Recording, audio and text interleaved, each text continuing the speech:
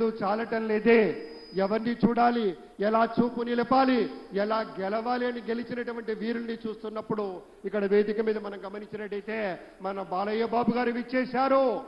మన బాలయ్య బాబుకు ఒక్కసారి గట్టిగా మీ స్వాగతం మీ కరతాళ ధ్వనులతో చెప్పాలి. బాలయ్య బాబుకి జై.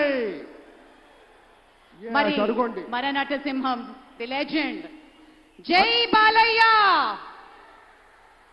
అలాగే మరొక మాట ఎవరో తెలియంది కాదు, అడ్రస్ చెప్పుకోవాల్సిన అవసరం లేదు, కానీ ఒక మాట మనవి చేసుకుంటే తెలుగుదేశం పార్టీ వ్యవస్థాపకులైనటువంటి శ్రీ నందమూరి తారక రామారావు గారి ప్రియ పుత్రుల్లో ఒకరైనటువంటి మన బాలయ్య బాబు వారి నుంచి సంక్రమించినటువంటి కేవలం అభినయ కళ మాత్రమే కాదు, ఒక యాక్టింగ్ అనేదే కాదు, ప్రజా సేవని కూడా పుణికి పుచ్చుకొని హిందూపూర్ నియోజకవర్గం నుంచి ముచ్చటగా 3వసారి ఎంపికైనటువంటి మన ధీరుడు, మన యోధుడు ఎన్ని హ్యాట్రిక్ విజయాలు అందించారు, ఎన్ని చిత్రాల్లో మనకి తన యొక్క సామర్థ్యాన్ని చూపారో మనకు తెలియందే కాదు.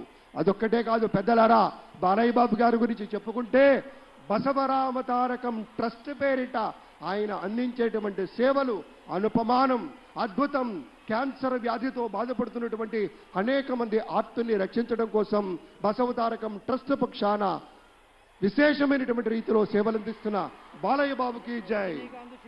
అలాగే మన తమిళనాడు నుంచి ప్రత్యేకంగా విచ్చేసినటువంటి గౌరవనీయుల శ్రీ రజనీకాంత్ గారు విచ్చేశారు, నిరాడంబర యోధుడు. అలాగే మన పెద్దలు మెగాస్టార్ శ్రీ చిరంజీవి గారు విచ్చేశారు. స్వాగతం పలుకుతాం గట్టిగా మన మెగాస్టార్ చిరంజీవి గారికి. అద్భుతం. ఆత్మీయ ఆలింగనాల నడుమ సహే